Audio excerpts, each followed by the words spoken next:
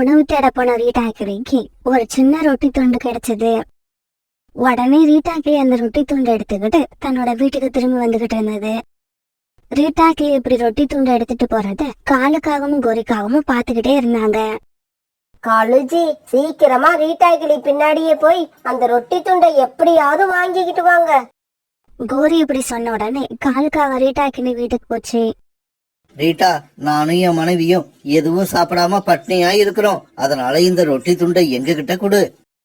காலு, நீயும் உன் மனைவியும் உணவு தேட போகாம சோம்பேறியா வீட்லயே இருந்துகிட்டு இப்படி மத்தவங்க கிட்ட வந்து உணவு கேட்கறதுக்கு வெக்கமா இல்ல? போங்க, போய் சுயமா உணவு தேடி சாப்பிடுங்க. இங்க பாரு ரீட்டா, நான் உங்ககிட்ட அட்வைஸ் கேட்கறதுக்காக வரல, ரொட்டி துண்டை வாங்கிக்கிட்டு போறதுக்கு தான் வந்தேன். நான் தான் கொடுக்க முடியாதுன்னு சொல்றேன்ல, போய் இங்க இருந்து. நீ குடுக்கலன்னு சொல்லிட்டா இந்த ரொட்டி துண்டை இப்படியே விட்டுட்டு போயிடுவேன்னு நினைச்சியா? இந்த காலுகிட்ட அதுதான் நடக்காது. இப்படி சொன்ன காலுக்காகவும் அந்த ரொட்டி துண்டை எடுத்துக்கிட்டு அங்கிருந்து பறந்து போயிடுச்சு. ரீட்டாக்கிளி கொஞ்ச தூரம் காலுக்காகத்தை விரட்டிக்கிட்டே வந்தது. இருந்தாலும் காலுக்காக வேகமா பறந்து போனதால ரீட்டாக்கிளியால பின்தொடர்ந்து போக முடியல. இந்த காகங்கள் ரொம்பவும் மோசமா நடந்துக்கிறாங்க. அடுத்தவங்களோட உணவை தட்டி பறிச்சு சாப்பிடறதுக்கு இவங்களுக்கு எப்படிதான் மனசு வருதுன்னு தெரியல. காலுஜி, நீங்க போய் கேட்ட உடனே ரீட்டாக்கிளி இந்த ரொட்டிய குடுத்துடுச்சா? கோரி, நாம கேட்ட உடனே அவங்க கொடுத்துட்டா நமக்கு ஏன் கெட்ட பேர் வருது? அவங்க கொடுக்காததாலதான் நாம வலுக்கட்டாயமா வாங்கிக்கிட்டு வரோம். உடனே இந்த காட்டுல உள்ள பறவைகள் எல்லாம் நம்மளை பத்தி தப்பு தப்பா பேச ஆரம்பிச்சிடுறாங்க. இப்படி பேசிக்கிட்ட காங்கள் 2 பேரும் பிறகு அந்த ரொட்டியை சாப்பிட்டு முடிச்சாங்க. மறுநாள் சோனா குருவி தன்னுடைய குழந்தைங்களுக்காக ரொம்பவும் கஷ்டப்பட்டு தேடி திராட்சை பழத்தை கண்டுபிடிச்சது. அப்பாடா, இந்த செடியில ஒரு கொத்து திராட்சை இருக்கு, என்னோட குழந்தைங்களுக்கு திராட்சை பழம்னா ரொம்ப பிடிக்கும். இப்படி நினைச்ச சோனா குருவி பிறகு அந்த திராட்சை பழத்தை எடுத்துக்கிட்டு தன்னுடைய வீடு நோக்கி பறந்து போச்சு. இத பார்த்த காலுக்காகவும் அந்த திராட்சை பழத்தை சோனா குருவி கிட்ட இருந்து பிடுங்கிறதுக்காக சோனா குருவி பின்னாலேயே பறந்து போச்சு. இருந்தாலும் வேகமா பறந்து போன சோனா குருவி தன்னுடைய வீட்டு வாசலுக்கு போய் சேர்ந்துடுச்சு. சோனா, இந்த திராட்சை பழத்தை என்கிட்ட கொடு. நீ வழக்கமா சாப்பிடுற மாதிரி வீட்டுல உள்ள காஞ்ச தானியங்களை சாப்பிடு. காலண்ணா, இந்த திராட்சை பழத்தை நான் என் குழந்தைங்களுக்காக எடுத்துட்டு வந்திருக்கேன், தயவு செய்து இது கேட்காதீங்க. சரி சரி, இதுக்கப்புறம் இந்த திராட்சை பழத்தை நான் கேட்க மாட்டேன். ஏன்னா உன்னை கேட்காமலே எடுத்துக்கிட்டு போக போறேன். இப்படி சொன்ன காலுக்காகவும் பிறகு அந்த திராட்சை பழத்தை தூக்கிட்டு தன்னோட வீடு நோக்கி பறந்து போச்சு. காலுக்காகவும் இப்படி திராட்சை பழத்தை எடுத்துட்டு போன உடனே சோனா குருவிக்கு அழுக வந்துருச்சு. என்னோட குழந்தைங்க அம்மா எப்ப வருவாங்கன்னு வீட்டுக்குள்ள காத்திருக்காங்க. மனசாட்சியே இல்லாத இந்த காகம் என்னோட குழந்தைங்க உணவை இப்படி திருடிட்டு போகுது, இதை இப்படியே விடக்கூடாது. இப்படி நினைச்ச சோனா குருவி உடனே புறாவை பார்க்க பறந்து போச்சு. சோனா குருவி புறா இருக்கிற இடத்துக்கு போறப்ப ரீட்டாக்கிளியும் அங்க இருந்தது. அங்க போன சோனா குருவி நடந்தது எல்லாத்தையும் அவங்க 2 பேருக்கிட்டையும் அழுதுகிட்டே சொல்லுச்சு. நேத்து என்னோட உணவை பிடுங்கிக்கிட்டு போன அந்த காகம் இன்னைக்கு சோனா குருவியோட உணவை பிடுங்கிக்கிட்டு போயிருக்கு. இதை இப்படியே விடக்கூடாது.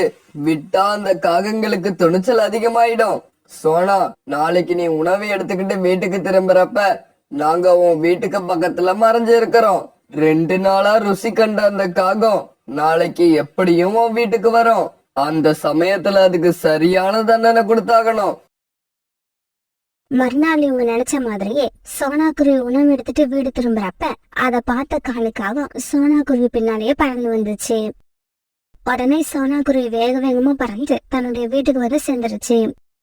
பின்னாடியே பறந்து வந்த காலுக்காகவும் சோனா குருவி கிட்ட இருந்து அந்த ஆப்பிள தான் பக்கம் இழுத்துச்சு.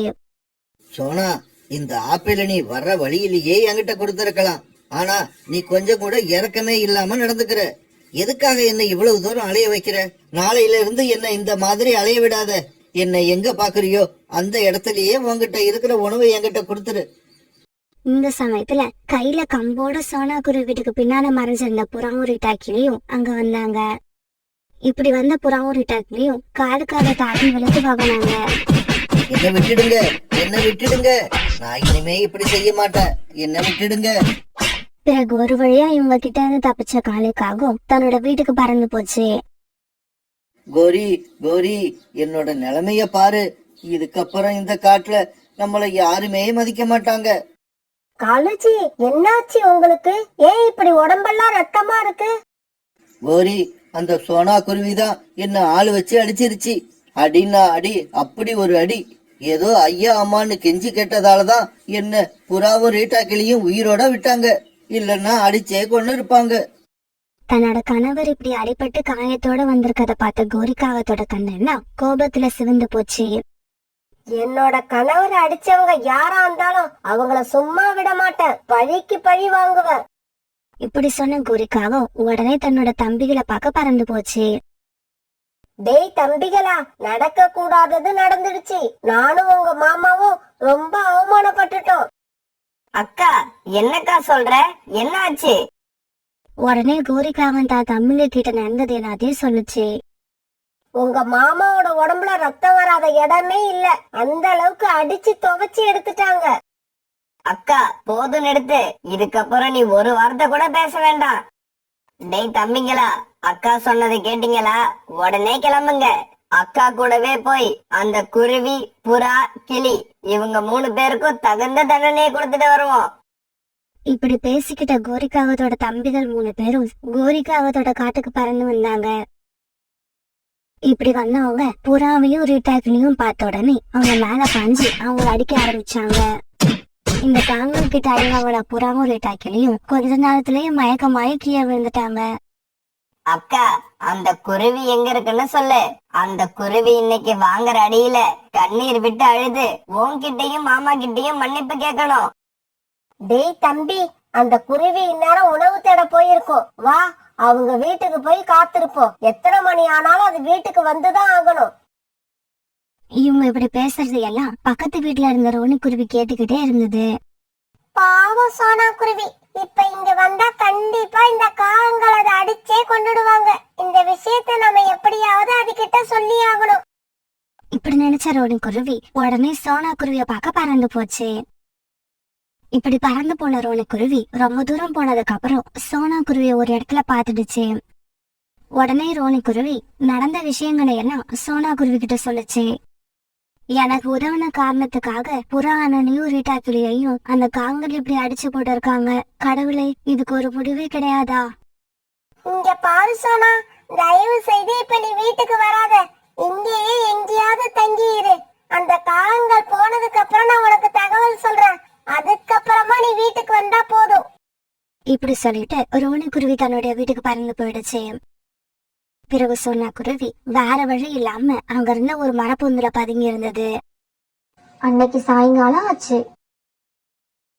கடவுளே, என்னோட குழந்தைகள் 2 பேரும் என்ன காணாம தவிச்சுக்கிட்டு இருப்பாங்க. என்னோட இந்த நிலைமை வேற யாருக்கும் வந்துடக்கூடாது. அந்த சமயத்துல பீம் தன்னோட அம்மா அப்பா கூட அந்த பக்கமா பறந்து வந்துகிட்டு இருந்தான். இப்படி பறந்து வந்த அவன் சோனா குருவி ஒரு மரப்பொந்துக்குள்ள உட்கார்ந்துருக்கத பாத்துட்டான். அம்மா அம்மா, அங்க ஒரு மரப்பொந்துக்குள்ள சோனாண்டி உட்கார்ந்துருக்காங்க. வாங்க, அவங்கள போய் பார்த்துட்டு வருவோம். பீம் இப்படி சொன்னதும் பிறகு எல்லாரும் சோனா குருவி கிட்ட போய் உட்கார்ந்தாங்க. சோனா, நீ மட்டும் தனியா எதுக்காக இங்க உட்கார்ந்துருக்க?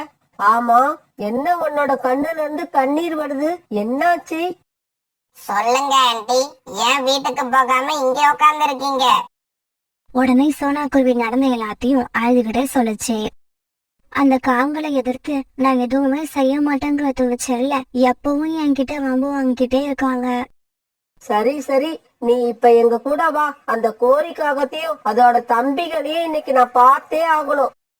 இப்படி சொன்ன கழகாக்கா பிறகு சோனா குருவியை கூட்டுக்கிட்டு அவங்க வீடு நோக்கி பறந்து போச்சு. இந்த சமயத்துல கோரிக்காகவும் அதோட தம்பிகளும் கையில கம்போட சோனா குருவி வீட்டு வாசல்ல சோனா குருவி எதிர்பார்த்து உட்கார்ந்துருந்தாங்க. அக்கா, நாம இங்க வந்திருக்க விஷயத்த யாரோ அந்த சோனா குருவி கிட்ட சொல்லிட்டாங்கன்னு நினைக்கிறேன். அதனாலதான் அது இவ்வளவு நேரமா வீட்டுக்கு வராம எங்கேயோ பதுங்கி இருக்கு. சோனா, நீ தைரியமா போ. அந்த காகங்கள் உன்னை என்ன செய்யறாங்கன்னு நான் பாக்குறேன். கழுகக்கா இப்படி சொன்ன உடனே சோனா குருவி தன்னுடைய வீட்டு வாசலுக்கு பறந்து போச்சு. தம்பிகளா, இதோ வந்துருச்சு பாருங்க. இதுதான் அந்த குருவி. இந்த குருவியோட மஞ்சள் கலர் ரெக்கைய சீக்கிரமா சிகப்பு கலரா மாத்துங்க. ஏய் குருவி, உனக்கு எவ்வளவு தைரியம் இருந்தா எங்க மாமாவை நீ ஆள் வச்சு அடிச்சிருப்ப. இதோ நாங்க வந்திருக்கோம். எங்களை அடிக்கிறதுக்கும் சீக்கிரமா போய் யாரையாவது அழைச்சுக்கிட்டு வா. அவங்க ஏற்கனவே வந்துட்டாங்க. இதுக்கப்புறம் போய் அழைச்சிட்டு வர வேண்டிய அவசியம் இல்ல. வந்துட்டாங்களா? எங்க இருக்காங்க? அவங்கள இங்க வர சொல்லு. ஏய், இந்த சோனா குருவிக்காக யார் இங்க வந்திருக்கிறது? தைரியம் இருந்தா எங்க எதிரில வந்து நில்லுங்க. கோரிக்காகத்தோட தம்பி இப்படி சொன்னதும் கழுகோட குடும்பம் அப்படியே அங்க வந்து உட்கார்ந்தாங்க. கழுக பார்த்ததும் கோரிக்காக மெதுவா எஸ்கேப் ஆக பார்த்துச்சு. ஏய் கோரி, எங்கேயும் போக கூடாது. மீறி போன நீ எங்க போனாலும் தேடி வந்து அடிப்ப. இப்படி சொன்ன கழுகாக்கா பிறகு கோரிக்காகத்தோட தம்பிகள் 3 பேரையும் மாறி மாறி அரைஞ்சது. அது மட்டும் இல்ல, கழுகாக்காவோட கணவரும் தான் பங்குக்கு 4 அரை கொடுத்துச்சு. இப்படி கழுகு கிட்ட அடி வாங்கின கோரிக்காகத்தோட தம்பிகள் 3 பேரும் அங்கேயே மயங்கி விழுந்தாங்க. கழுகக்கா, தயவு செய்து என்ன ஒண்ணும் பண்ணிடாதீங்க. நான் இனிமே இந்த சோனா குருவி இருக்கிற பக்கம் வரவே மாட்டேன். கோரி, இந்த புத்தி உனக்கு ஏற்கனவே வந்திருக்கணும். என்ன பண்றது, ரொம்ப லேட்டா வந்துருச்சு. அதனால நீ செஞ்ச வேலைக்கு இப்ப நீ தண்டனை அனுபவிச்சுதான் ஆகணும். இப்படி சொன்ன கழுகாக்கா பிறகு கோரிக்காகத்து மேல பாஞ்சி அதை ஆத்திரம் தீர அடிக்க ஆரம்பிச்சது. இப்படி ரொம்ப நேரம் அடிச்சதுக்கு அப்புறம் காகங்கள் 4 பேரையும் அங்க இருந்த ஒரு மரத்துல கழுகாக்கா தலைக்கையே கட்டி போட்டுச்சு. இங்க பாருங்க, உங்க 4 பேருக்கும் உயிர் வேணும்னா சோனா குருவி கிட்ட இனிமே வம்பு வச்சுக்க மாட்டோம்னு நாளைக்கு காலையில வரைக்கும் சொல்லிக்கிட்டே இருக்கணும். ஆமா, காலையில நானும் என்னோட அம்மாவும் வந்து பாப்போம். அது வரைக்கும் சொல்லிக்கிட்டு இருந்தீங்கன்னா நீங்க உயிர் தப்பிக்கலாம். இப்படி சொன்ன கழுகாக்காவோட குடும்பம் பிறகு அங்க இருந்து பறந்து போயிடுச்சு. மறுநாள் பொழுது விடிஞ்சிச்சு. நாங்க நாங்க இனிமே சோனா குருவி கிட்ட வம்பு வச்சுக்க மாட்டோம். நாங்க இனிமே சோனா குருவி கிட்ட வம்பு வச்சுக்க மாட்டோம்.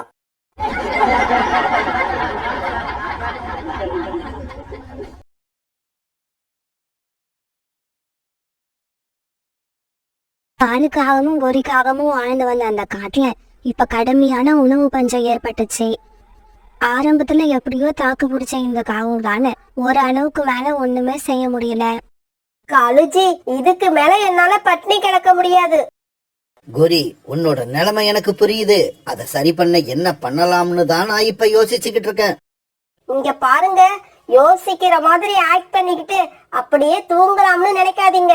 சீக்கிரமா ஏதாவது ஒரு முடிவு எடுங்க. எடுத்துட்டேன் கோரி, எடுத்துட்டேன். ஒரு நல்ல முடிவா எடுத்துட்டேன். அப்படியா? சீக்கிரம் சொல்லுங்க. அந்த முடிவால என்னோட பசி தீருமா இல்ல என்னோட கோபம் அதிகமாகுமான்னு பாக்குறேன். இங்க பாரு கோரி, நம்ம காட்டுல இருந்து ரொம்ப தூரத்துல உள்ள ஒரு காட்டுல சின்ன வயசுல இருந்து எனக்கு தெரிஞ்ச ஒரு குருவி வாழ்ந்து வருது. அந்த குருவி பேரு சோனா குருவி. நாம பேசாம இந்த காட்டை காலி பண்ணிட்டு சோனா குருவி வாழ்ந்துகிட்டு இருக்க காட்டுக்கு போயிடுவோம். ஆமா காலுஜி, அதுதான் நல்ல ஐடியா. இந்த காட்டோட நிலைமை சரியாகிற வரைக்கும் அந்த காட்டிலேயே தங்கிடுவோம். பிறகு காலுக்காகவும் கோரிக்காகவும் அவங்களுக்கு தேவையான பொருட்களைய ஒரு பேக்ல எடுத்து வச்சுக்கிட்டு பயணத்துக்கு தயாராயிட்டாங்க. பிறகு அந்த பேகை எடுத்துக்கிட்ட காலுக்காகவும் கோரிக்காகவும் சோனா குருவி வாழ்ந்துகிட்டு இருக்க காட்டு நோக்கி பறக்க ஆரம்பிச்சாங்க. இப்படி ரொம்ப தூரம் பறந்து இருந்துகிட்டு இருந்த இவங்களுக்கு இப்ப பசி எடுக்க ஆரம்பிச்சிருச்சு. காலுஜி, எனக்கு ரொம்ப பசிக்குது. ஏதாவது சாப்பிட ஏற்பாடு பண்ணுங்க. இப்படி பேசிக்கிட்டே வந்த இவங்க பிறகு ஒரு மரத்துல வந்து உக்காந்தாங்க. அந்த சமயம் ஒரு சின்ன பறவை ஒண்ணு கொஞ்சம் தானியங்கள் எடுத்துட்டு போறத காலுக்காகவும் பாத்துருச்சு. உடனே அந்த பறவை பின்னாலேயே பறந்து போன காலுக்காகவும் அந்த பறவை கிட்ட இருந்து தானியத்தை பிடுங்கிக்கிட்டு கோரிக்காகவும் இருக்கிற இடத்த நோக்கி பறந்து போச்சு.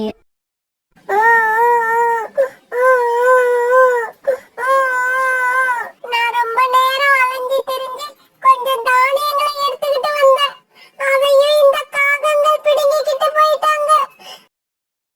இப்படி பிடுவிட்டு போன தானியங்களை காலுக்காகவும் கோரிக்காகவும் ரொம்பவும் சந்தோஷமா சாப்பிட்டாங்க. அப்படி சாப்பிட்ட இவங்க மறுபடியும் சோனா குருவி வசிக்கிற காடை நோக்கி பறக்க ஆரம்பிச்சாங்க.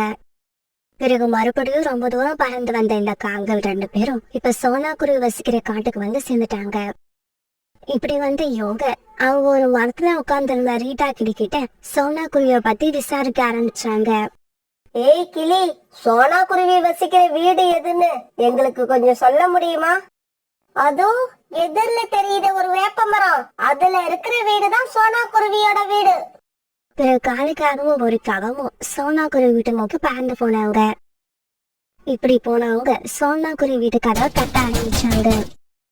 இந்த சமயம் ஜன்னலை திறந்துகிட்டு சோனா குருவியோட பொண்ணை பூட்டி வெளியே எட்டி பார்த்தது. ஆமா, யாரு நீங்க? எதுக்காக எங்க வீட்டு கதவை தட்டுறீங்க? இங்க பாரு குருவி, என்னோட பேரு காளு.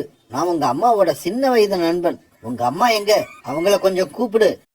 இவங்க இப்படி பேசிக்கிட்டு இருக்கப்ப உணவு தேட போயிருந்த சோனா குருவி வீட்டுக்கு திரும்பி வந்துடுச்சு.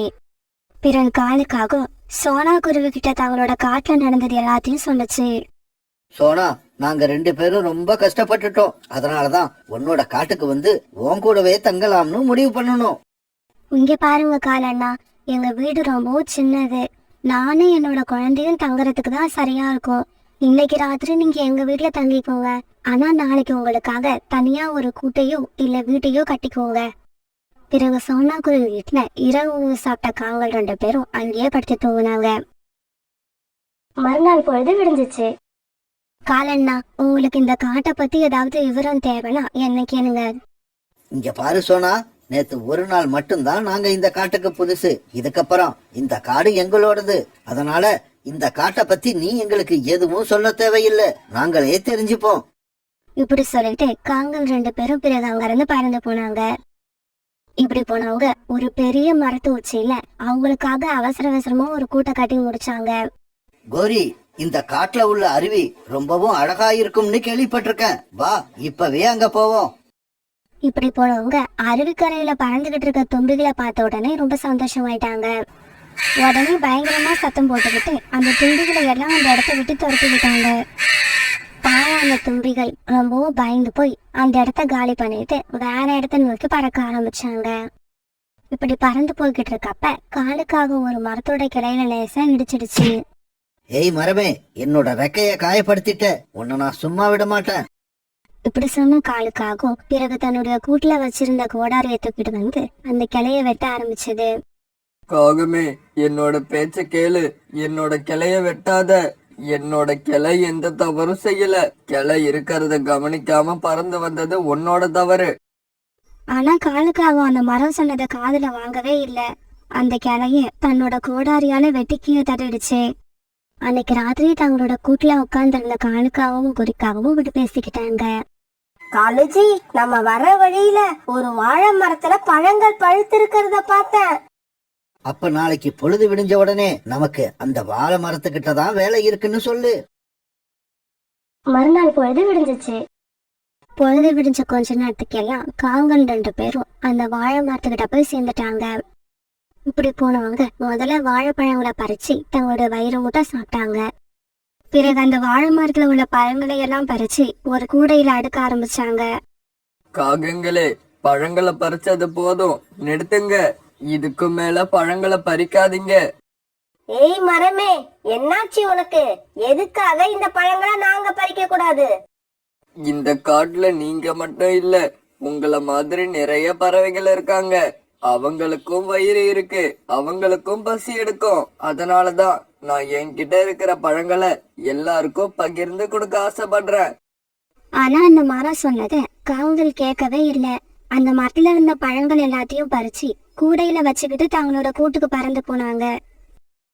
இப்படியே 2-3 நாட்கள் ஓடிடுச்சு.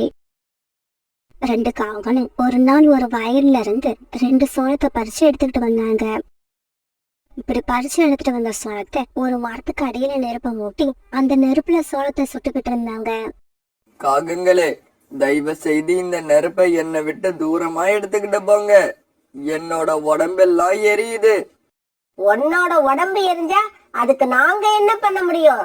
நாங்க இப்போதைக்கு இந்த இடத்த விட்டு கிளம்ப மாட்டோம். 2 சோளத்தையும் சுட்டு முடிச்சு அதை சாப்பிட்டதுக்கு அப்புறம் தான் இங்க இருந்து போவோம். இங்க பாருங்க, நீங்க உண்டாக்குற நெருப்பால என்னோட வேர்கள் எல்லாம் பலம் இழந்து போய்கிட்டு இருக்கு. ரொம்ப நாள் வாழ வேண்டியனா இந்த நெருப்பால சீக்கிரமாவே இறந்து போயிடுவேன். அதுக்கு நாங்க என்ன பண்ண முடியும்? நீ எப்ப வேணாலும் இறந்து போ, எங்களுக்கு ஒண்ணும் கவலை இல்ல. எங்களோட கவலை எல்லாம் நாங்க இப்ப இந்த சோளத்தை சுட்டு சாப்பிடணும், அவ்வளவுதான். இப்படி சொன்ன காவல் 2 பேரும் பிறகு சோளத்தை சுட்டு முடிச்ச உடனே அங்கேயே உட்கார்ந்து சாப்பிட்டாங்க. இப்படி சாப்பிட்டு முடிச்சதும் நெருப்ப கூட அணைக்காம அங்கிருந்து பறந்து போயிட்டாங்க. பாவம், அந்த மரத்தோட வேர்கள்ல நெருப்பு பட்டதால அந்த மரம் சீக்கிரமாவே பட்டு போயிடுச்சு.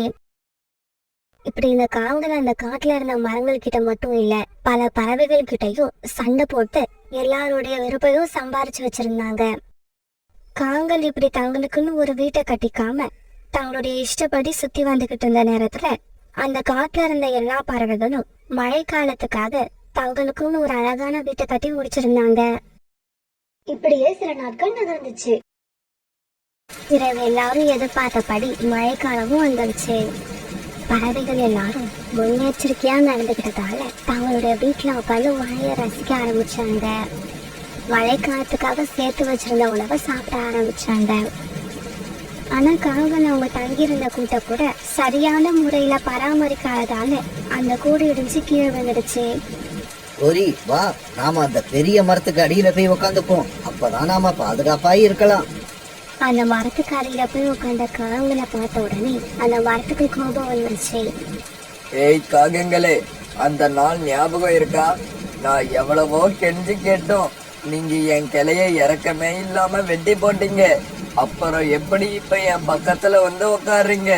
போங்க இங்க இருந்து, இல்லன்னா என்னோட கிளையால உங்களை அடிச்சு விரட்டுவேன். இப்படி சொல்லிட்டு அந்த மரம் வேகமா ஆட ஆரம்பிச்சது. அதை பார்த்த காவல் 2 பேரும் பயந்து போய் அந்த இடத்த விட்டு வாழை மரத்தை நோக்கி பறக்க ஆரம்பிச்சாங்க. காலுஜி, இந்த இடம் ரொம்பவும் நல்லா இருக்கு. நம்ம மேல கொஞ்சம் கூட மழை நீர் படவே இல்ல. காங்கள் இப்படி பேசிக்கிட்டு இருக்கப்ப அந்த வாழை மரம் தன்னோட நிலைகளை வேற பக்கமா கொண்டு போயிடுச்சு. காலுஜி, இந்த வாழை மரம் ஏன் இப்படி பண்ணுது? நாம இப்ப மறுபடியும் மழையில நனைய ஆரம்பிச்சிட்டோம். ஏய் காகங்களே, என்னோட பேச்ச கேட்காம என் மரத்துல இருந்த எல்லா பழங்களையும் நீங்க சுயநலத்தோட பறிச்சுக்கிட்டு போனீங்கல்ல, உங்களுக்கு அதுக்கான தண்டனை இதுதான். உங்களுக்காக நான் எந்த உதவியும் செய்ய மாட்டேன். பிறகு காவல் புறாவோட வீட்டுக்கு போனாங்க. அங்க அவங்களுக்கு உதவி கிடைக்கல. உடனே காவல் 2 பேரும் ரீட்டா கிளி, சோனா குருவி இப்படி எல்லாரோட வீட்டுக்கும் போனாங்க. ஆனா காவலோட சுயநலத்தை தெரிஞ்சுக்கிட்ட எந்த பறவையும் அவங்களுக்கு உதவி பண்ணல. பிறகு வேற வழியிலான அவங்க ஒரு பட்டு போன மரத்துக்கடையில வந்து உட்கார்ந்தாங்க. அந்த பட்டு போன மரம் கூட தானா பட்டு போகல.